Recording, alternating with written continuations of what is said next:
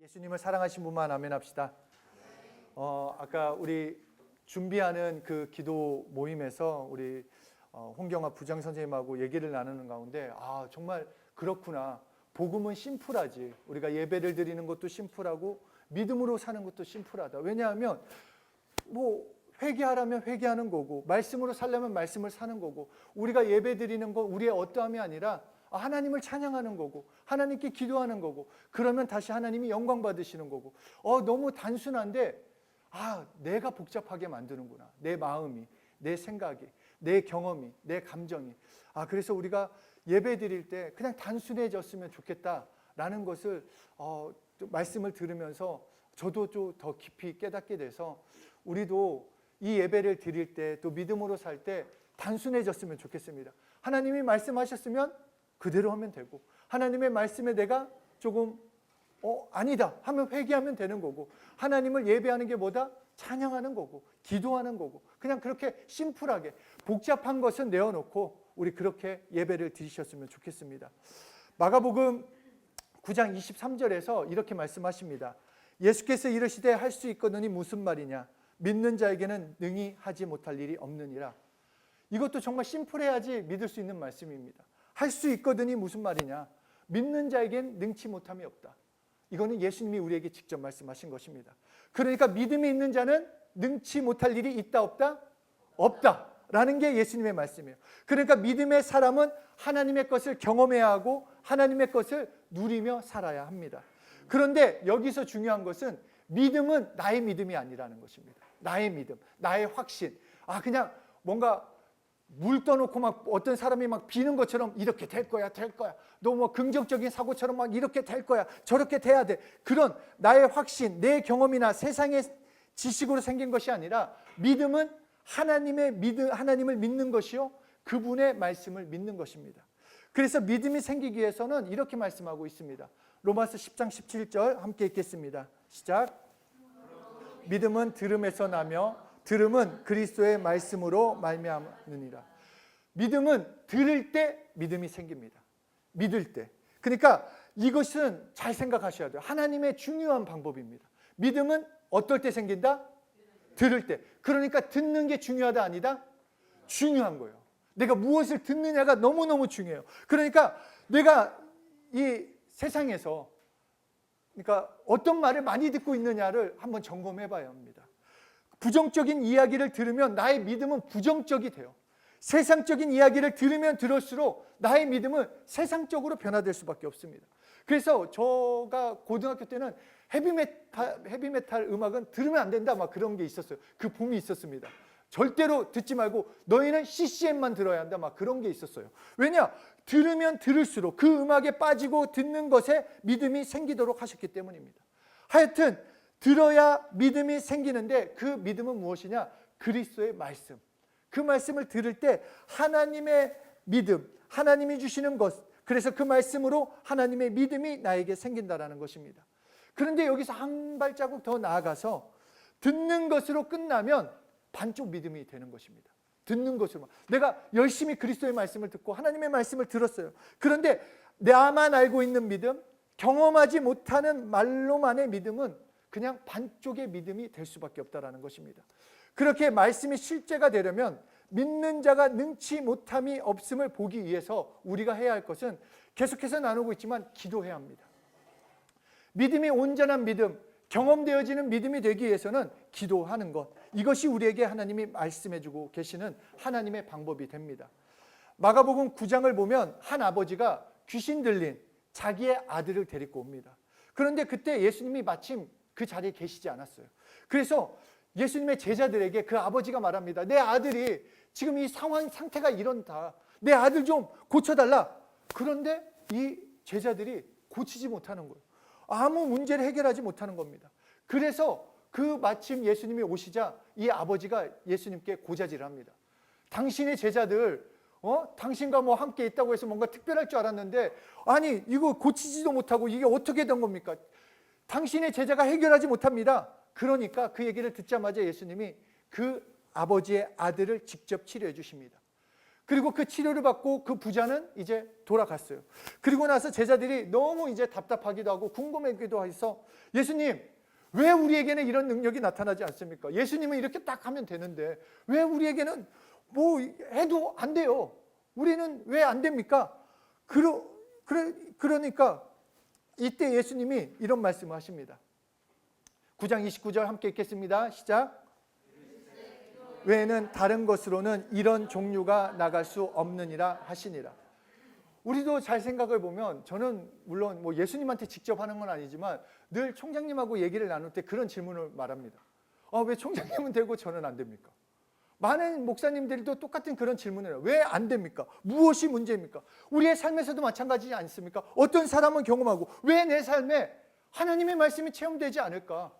하나님의 말씀을 살았다고 했는데 믿는 자에게 능치 못함이 없다고 했는데 왜 내 삶에는 능치 못한 일들만 생기고 왜 어려운 일만 생기고 왜 나는 계속 하나님의 말씀과 관계없는 삶을 살게 되는가? 왜 하나님의 함께 하심을 나는 느끼지 못하는가? 왜 믿음의 능력이 나타나지 않은가? 그런 고민 해보셨나요? 그런 생각이 들잖아요. 그때 예수님이 그 제자들에게 하신 말씀처럼 기도할 때 믿음이 실제가 된다는 것입니다. 이거는 하나님의 방법이기 때문에 우리가 다른 어떤 것으로 대체할 수가 없습니다. 믿음이 능력으로 나타나는 것. 왜냐? 기도에 응답이 있기 때문입니다. 기도에는 응답이 있습니다. 그래서 요한복음 15장 7절에 너희가 내 안에 거하고 내 말이 너희 안에 거하면 무엇이든지 원하는 대로 구하라. 그리하면 이루리라.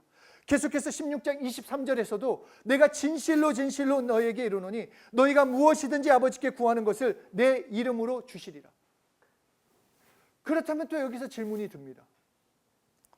언제까지 기도해야지? 그런 생각 해보신 적 있으세요? 저는 이게 참 힘들었어요. 언제까지 해야지? 언제까지가 뭔가 기한이 있으면 좋겠고 뭔가 이게 딱 떨어졌으면 좋겠는데 언제까지? 그 언제까지가 어디 있느냐? 아까 앞에서 말한 것처럼 15장 7절에서 말씀하신 것처럼 내 말이 너희 안에 거하는, 그러니까 말씀에 대한, 하나님에 대한 확신이 거할 때까지 기도하라는 것입니다. 그러니까 15장 7절 여기 이 말씀을 이제 이 말씀에서 너희가 내 안에 거하고 내 말이 너희 안에 거하면, 이 거한다라는 말이 이 헬라어로 메노라는 단어예요. 이 메노. 이 거한다라는 메노가 뭐냐면 기대 속에 거주한다, 남아있는 것, 거기에 확신에 거할 때까지, 그러니까 그 말씀이 내 안에, 그 기도의 내용이 기도에 대한 확신이 들 때까지 기도하라는 것입니다. 그냥 한 번 하고 될까 안 될까가 아니라 정말 하나님이 응답하시겠구나, 하나님의 약속이 나에게 이루어지겠구나, 그때까지 기도하라는 것입니다. 오늘 우리 본문 배경 말씀은 이 사마리아 땅에 비가 너무 안 내렸어요. 정말 너무너무 안 내려가지고 워낙 땅도 척박한데 비까지 안 내리니까 막 기근이 너무 심했습니다. 그때 하나님께서 엘리야에게 이렇게 말씀하십니다. 많은 날이 지나고 제3년에 여호와의 말씀이 엘리야에게 임하여 이르시되 너는 가서 아합에게 보이라. 내가 비를 지면에 내리리라. 그러니까 하나님의 약속을 주세요. 내가 이제 곧 비를 내리게 할 거야. 그 말씀. 그래서 엘리야는 이 말씀을 가지고 기도를 합니다. 그래서 18장 42절을 보면 엘리야가 갈멜산 꼭대기로 올라가서 땅에 꿇어 엎드려 그의 얼굴을 무릎 사이에 넣고, 이거를 진짜 해보세요. 저도 흉내를 한번 내봤는데 엄청 어렵습니다. 땅에 무릎을 꿇고 얼굴을 무릎 사이에 넣으면은 거의 동작이, 하여튼 이 뜻이 뭐냐면 완전히 하나님을 기대하고 하나님께 복종하며 기도하고 있다는 것입니다. 엘리야는 하나님의 약속은 이미 이루어졌어요. 비를 내리겠다. 그런데 그게 언제인지 그 확신에 들 때까지 기도하고 있다는 것입니다. 그러니까 지금의 눈에 보이는 것, 들리는 것에 반응하지 않겠다. 그러니까 내 얼굴을 무릎 사이에 들면 이 귀가 막힙니다. 이제 진짜 완전히 어쩔 수 없어요. 그냥 기도만. 그래서 자신이 들리는 것에 반응하지 않고 흔들리지 않겠다라는 그 결단을 가지고 기도를 합니다. 그리고 기도를 하면서 그 종에게 다시 이런 말을 합니다. 그의 사환에게 이르되 올라가 바다 쪽을 바라보라. 그가 올라가 바라보고 말하되 아무것도 없나이다. 그러자 엘리야가 다시 얘기합니다. 7번까지 다시 가라. 바다 쪽을 보고 비가 내릴지 안 내릴지 한번 봐라.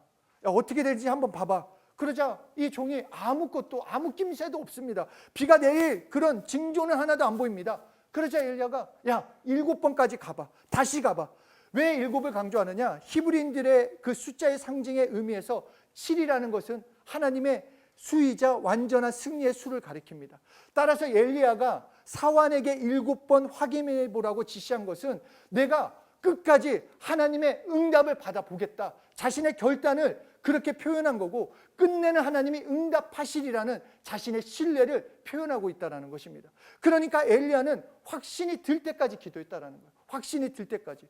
우리도 마찬가지예요. 기도 제목이 있으면 확신이 들 때까지 기도해야 합니다. 하나님이 응답하실 것이라는 믿음이 들 때까지 기도해야 그것을 경험할 수 있는 것입니다. 그래서 우리가 오늘 그 응답받는 기도에 대해서 나눌 때 그 3가지 기도의 순서를 알려드리도록 하겠습니다. 먼저 응답받는 기도를 하기 위해서는 첫 번째 회개 기도를 해야 합니다. 그러니까 회개, 메타노이아, 방향을 바꾼다. 이게 무슨 말이냐? 열왕기상 18장은 이 크리스찬에게는 아주 유명한 말씀이 나옵니다. 엘리야 선지자와 450명의 바알 선지자가 갈멜산에서 전투를 벌입니다. 북이스라엘 왕으로부터 백성까지 이방 잡신인 바알과 아세라에게 그 모든 왕부터 모든 백성이 빠져 있었어요. 바알은 풍요의 신이고 아세라는 다산의 신입니다. 그러니까 바알을 믿으면 풍요롭게 된다. 삶에서 풍요롭고 그 풍요를 내 삶에서 경험하고 싶어서 이 바알을 믿고 다산을 위해서 아세라를 그 북이스라엘 모든 왕으로부터 모든 백성들이 믿었다라는 것입니다. 이때 엘리야 선지자가 이 450명의 바알 선지자와 400명의 아세라 선지자와 전투를 합니다. 이 전투는 뭐 칼싸움을 한다 이것이 아니라 진짜 하나님이 누군지 보자. 내가 믿는 하나님과 너희가 그렇게 따지는 바알, 아세라 그 신이 진짜 누가 진짜 신인지 누가 하나님인지 그것을 한번 보자라는 것입니다. 그래서 제단을 세우고 송아지를 잡아 제단 위에 불을 내리게 하는 진짜 그 신이 그 불을 내릴 수 있는 신이 우리가 참신 하나님이라고 우리 드러날 거라고 그렇게 얘기를 합니다. 그래서 먼저는 바알 선지자들에게 엘리야가 말합니다. 너가 먼저 해봐라. 너희들 숫자도 많은데 한번 해봐라. 그래서 바알 선지자들이 바알이시여 우리에게 불을 내려주셔서 그러자 불이 당연히 일어나지 않죠. 가짜 신이니까. 그러니까 엘리야가 참 엘리야도 재밌어요. 엄청 놀립니다. 그냥 옆에서 불이 안 내리니까 야 니네 신은 지금 묵상 중인가 보다. 그래서 네 얘기를 못 듣나 보다. 아니다. 아니면 니네 신은 지금 외출했나 보다. 그러니까 니네 기도를 듣지 않는지. 어디 뭐 잠들었나 보다 막 하면서 막 놀리다가 그때 이제 엘리야가 다시 얘기합니다. 이제 내가 진짜 하나님이 누구이신지 보여주겠다 해놓고 하나님을 위한 제단을 만들고 그 위에 송아지를 잡아 올려놓고 그대로 끝낸 것이 아니라 4통의 물을 그 제단 위에 부어버립니다.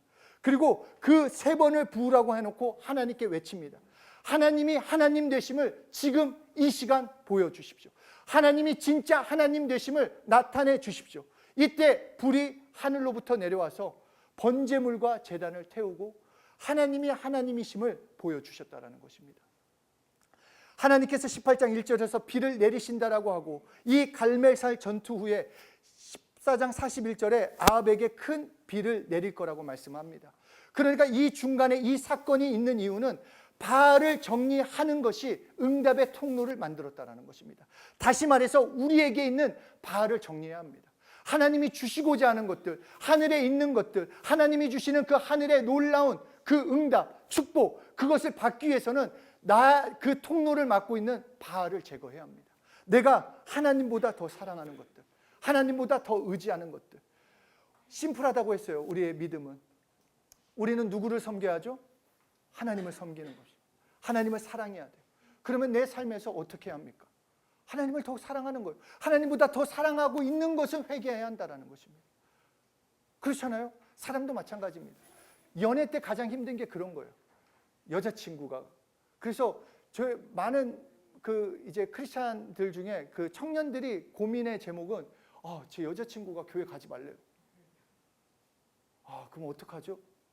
그럼 어떻게 해야 돼요? 여러분들이라면 어떻게 대답하겠습니까? 헤어져요. 와, 헤어져요. 네. 사실 어려운 문제잖아요.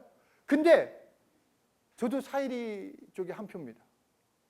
왜냐? 먼저가 무엇인지. 그러니까 이걸로 과격하게 지금 뭔가 너무 극단적으로 설명을 했지만 정말 우선순위가 뭔지를 알아야 한다는 것입니다. 우리가 예배를 드리는 이유, 예배를 드리는 목적, 하나님을 섬기는 것, 그러니까 하나님보다 내가 두려움을 더 의지하는 것이 있다면 그것을 회개하고, 하나님보다 내가 염려를 의지하고 있다면 그 염려를 회개하고, 내가 심플한데 하나님은 나를 찬양해라, 내 이름으로 기도해라. 그런데 그것을 막고 있는 것은 나의 복잡함, 그 복잡함을 회개하자라는 것입니다. 하나님 앞에 나아가는 복잡한 마음들, 걱정들, 사람을 의지하고 상황을 의지하는 것들, 하나님보다 더 크게 생각하고 있는 것들을 내어놓고 회개하자는 것입니다. 그리고 둘째로 이렇게 회개했다면 앞에서 말한 것처럼 중요한 것은 또 이 확신이 들 때까지, 그거를 확신이 들 때까지 이제 기도를 해야 돼요. 응답에 대한 확신. 제가 이제 둘째 이제 은결이를 임신했다는 얘기를 듣고 이제 이제 병원을 가야잖아요. 병원을 가야 하는데 이제 낳기 한 달 전인가 이제 마지막 초음파 검사를 합니다. 그래서 마지막 초음파 검사를 하는데 이 선생님 얼굴이 안 좋아졌어요. 조금 허벅지가 밸런스가 안 맞는다. 그러니까 이 허벅지가 밸런스가 뼈가 안 맞으면은 그게 다운 증후군 증세가 있는 거라고 얘기를 하더라고요.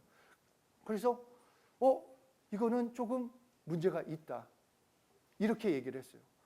그 얘기를 듣고 오는데 진짜 너무 많은 생각이 들었습니다. 너무 많은 생각과 많은 염려라기보다는 왜 나에게 이게 제일 컸어요. 나는 사역자고, 나는 이렇게 신앙, 나 믿음의 일을 이렇게 하고 있는데 왜 나한테 이런 일이 생기지? 그래서 기도도 안 나와요. 그 예배실에 처음 딱 가가지고 앉는데 너무 답답해서 아무 얘기도 나오지 않았습니다. 처음 너무 무섭고 두렵고 기도를 해도 이 문제가 해결되지 않아요. 어떻게 할지도 모르겠는 거예요. 이거를 어떻게 해야 할지 할 수 있는 게 없고 그냥 근데 어떻게 해요? 또 할 수 있는 게 없잖아요. 그러니까 기도해야죠. 하나님 어떻게 합니까? 진짜 이거 다리뼈가 어떻게 돼야 하는지 나는 해줄 수 있는 것도 없고 너무 그냥 마음 가운데 어떤 마음 그냥 그래도 도움은 하나님밖에 없다는 생각을 가지고 계속 기도했어요. 그런데 그 마음 가운데 갑자기 그런 마음이 들었어요. 치료하신다는 거가 아니라 아니어도 나는 하나님을 사랑하겠다. 그 마음이 있는 가운데 진짜 평안함이 그때부터 정말로 그 평안함이 그리고 그 기도에 대한 하나님이 함께 하신다라는 그 확신이 저에게 주어졌습니다. 그래서 아시죠? 어떻게 됐는지. 살벌합니다. 의심이 든다는 거, 확신이 들 때까지 기도하지 않았다라는 것입니다. 그러니까 의심이 든다는 거 여전히 될까? 안 될까? 이 기도 응답이 확실할까? 진짜 하나님이 역사하실까? 그 의심이 든다는 것은 나의 기도의 양이 아직 부족하다는 거예요. 아직 채워지지 않았다는 거예요. 근데 그것을 다시 다르게 생각하면 얼마나 많은 것을 주시려면 그 양이 필요한가도 생각을 해보자라는 거예요. 얼마나 많은 것, 짜잘한 거 주면은 몇 번 기도하면 주실 거예요. 근데 진짜 큰 거니까 내 기도의 양을 그렇게 원하신다는 거 아니겠습니까? 다 채우면, 확신이 들면 응답이 임한다라는 것입니다. 의심, 두려움, 무조건 부정적인 사인이 아니라 우리가 생각을 바꾸는 거예요. 하나님이 나에게 응답하시고자 더 큰 걸로 내 기도의 분량을 이렇게 하신다라는 것은 다시 말해 응답의 분량을 이렇게 크게 주시는구나. 그렇게 생각하고 기도하면 된다라는 것입니다. 염려, 걱정, 근심, 문제 그것을 그대로 놔두면 나에게 그대로 염려, 걱정, 근심으로 남아버리지만 염려, 걱정, 근심, 문제를 내가 기도하면 그것이 뭘로 바뀐다? 응답으로 바뀌는 거예요. 기도만 하면 스위치가 바뀌는 거예요. 스위치가. 다른 걸로 바뀐다라는 것입니다. 완전히 터닝 포인트가 어디에 있느냐? 예수 이름으로 기도할 때 바뀌게 되는 거예요. 그래서 그것을 어느 때까지 계속해서 내가 그것이 확신이 들 때까지 하나님이 주시는구나, 하나님이 역사하시는구나, 하나님이 함께 하시는구나, 이거 마음이 들 때까지 기도하고 또 기도하고 내 마음 가운데 또 좌절이 들어왔어도 다시 기도하고 결국 하나님께서 그것을 응답하시기에 그 응답의 제목으로 우리가 받아 가져야 하는 것입니다. 그리고 이 마음을 이제 그렇구나, 하나님이 역사하시는구나, 이 마음을 주셨다면 셋째로는 감사하는 것입니다. 하나님 응답에 감사하는 것. 감사는 소유의 증거입니다. 소유한 것의 증거가 감사예요. 그러니까 여러분의 삶에 진짜 이것이 하나님이 나에게 주셨다, 이 말씀이 내가 정말 경험하고 싶다, 그럼 감사하세요. 말씀을 읽더라도 아멘, 감사합니다. 이 말씀 저에게 주셨군요, 내 말씀입니다, 감사합니다 하면 그것이 소유의 증거예요. 그래서 하나님이 감사하라는 것입니다. 하나님께 감사하고 또 감사하는 것. 우리는 응답하면 거창한 것만 생각합니다. 그리고 뭔가 내가 생각한 대로 원하는 순서대로 응답을 기대합니다. 내가 이렇게 기도했으니까 이렇게 응답이 되고 이렇게 해결돼서 이렇게 됐으면 좋겠다, 그런 생각을 합니다. 그런데 여러분, 우리가 분명하게 알아야 할 것은 하나님의 응답은 우리의 생각과 다릅니다.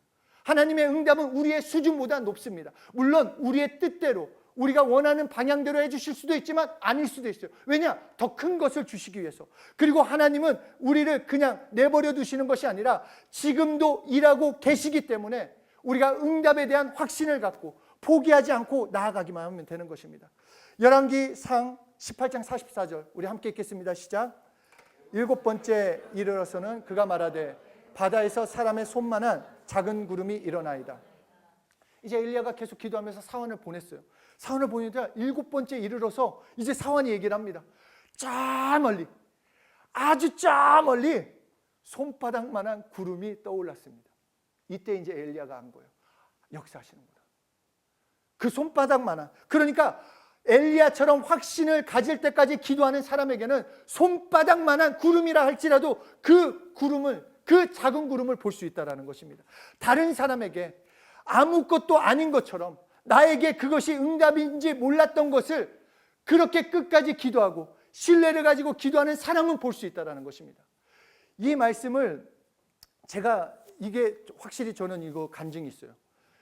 예전에 우리 이 예명대학원대학교에 외국인 학생이 원래 없었어요. 그냥 한국인 학생들만 있었습니다. 그런데 어느 날 사역자를 모아놓고 총장님이 그런 말씀하셨어요. 야, 외국인 학생 이제 모아야 한다. 그때 다들 외국인? 지금 어디서, 이게 막 다 그러잖아요. 이거 어디서 모으고 학생을 얻고 학교 어떻게 지냐, 외국인? 근데 총장님은 받으셨다는 거예요. 자기는 받으셨다는 거예요. 그리고 얼마 후에 6개월인가 1년 후에 학생을 받기 시작했습니다.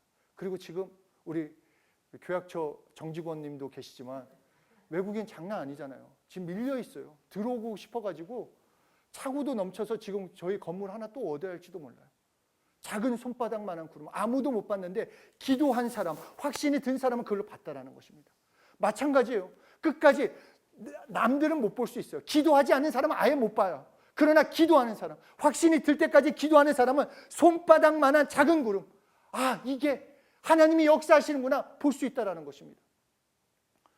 여러분, 제가 영어를 꽤 하는 것 같잖아요. 근데 사실 꽤 하지 못해요. 그런데 하나님께서 그런 마음을 주셨습니다. 야, 이 복음 갖고 나가면 돼. 그 하나 확신.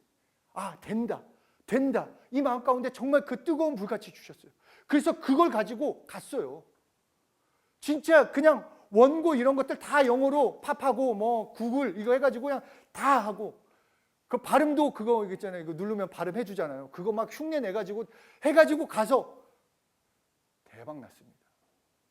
손바닥만한 구름. 누가 볼 때는 돼? 안 돼. 손바닥만한 구름.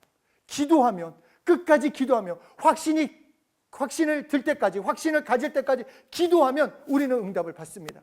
그래서 예레미야 33장 3절에 너는 내게 부르짖어라.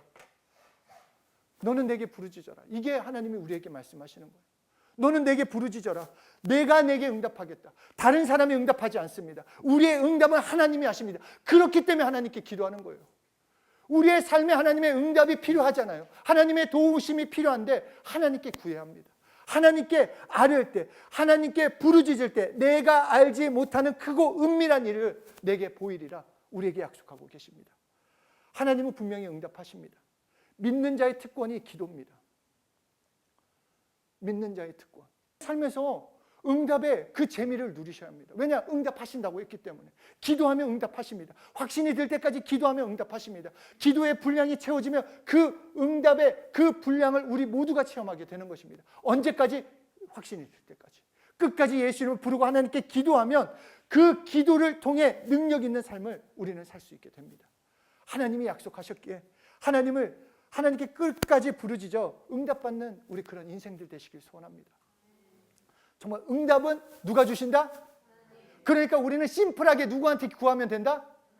언제까지 구하면 된다? 확신이 들 때까지. 심플하잖아요. 중간에 아니야. 너 응답 안 될 거야. 야, 지금 환경 봐봐. 그런 마음이 들어도 우리는 끝까지 기도한다. 심플합니다. 이제 누구한테 기도한다? 하나님. 언제까지? 끝까지. 확신될 때까지 기도하는 겁니다. 그럼으로써 정말 응답받는 우리 한 분 한 분 되시길 예수 이름으로 축복합니다.